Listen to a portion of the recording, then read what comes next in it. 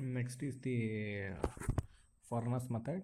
So this is the method that has been introduced by the KP furnace. So that is why it is given in the name furnace method.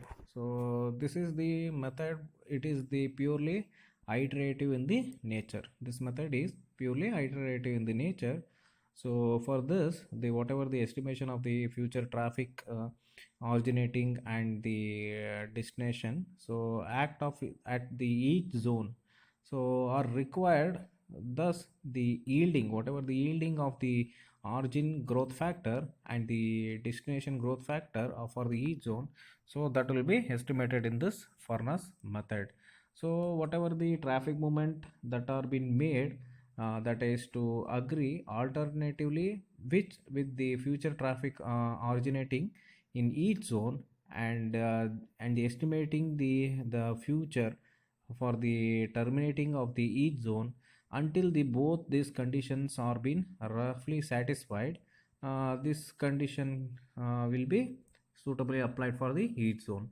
So the whatever the traffic, uh, so whatever the traffics are there, so in this traffic, the usually the traffic movement that are being made alternatively, and each zone where there is estimating the future terminating of the each zone until these condition are being roughly satisfied. This furnace method gives the result which is similar to that of the fractal method, and thus it requires the one of the less computation compared to the furnace method. So sorry, fractals method. So what is the main criticism of this growth factor method? Or the one is the whatever the present trips distribution in this matrix has to be obtained first. Later, for which larger scale like origin and the destination studies with that of the highly sampling size are being needed to be estimate, and the smaller zone and interzonal movement which should be taken accurately. That is what the major problem. Apart from that, the whatever the errors in the original data which has been collected on particular zone from one zone to another zone movement, so that will get yeah, that will be get very intensified problem or magnified. So that is what the another one problem. So next is the whatever the none of the whatever the method which is being provided, so the whatever the measure for the whatever the resistance to the travel, and all the resistance to travel will remains constant, and they will neglect the effect of the changes in the travel pattern by the construction of the new facilities and the new network. That will not be taken care in this method. Completely it will be neglected. So that is what the major drawbacks or criticism in the case of the growth factor method. So in this growth factor method, we will see the uniform growth factor. So in this case, only uniform availability of the general growth rate, so that will be taken into consideration. So that is Tij is equal to T into capital T into divided into Tij, where T or tau is equal to capital T divided by small t. So this is what the usual matrix is. See, origin one side, the column wise whatever it is there,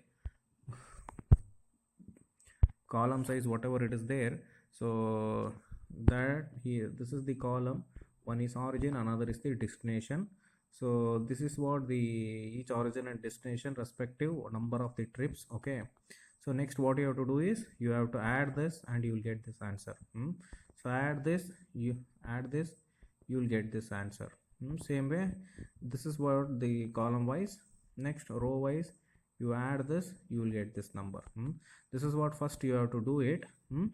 Then later the whatever the expected to be 20% growth rate, so that's why what you take 120 divided by 100, that is 1.2 percentage, that is a growth rate.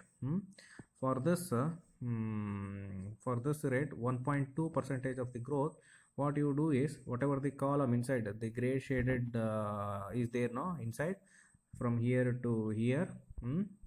So what you have to do is just you multiple with the 1.2. okay, so 1.2 into percentage into 5. So you multiple, so whatever you answer you go get it, so that one you keep on writing here. Okay, the whatever row and column wise whatever it is there, you write it as it is, and whatever inside gray side inside is inside the table whatever it is there, you multiple with the 1.2, and whatever the answer you give will get it now, so that one you write it. So that's what the first iteration you have to do it.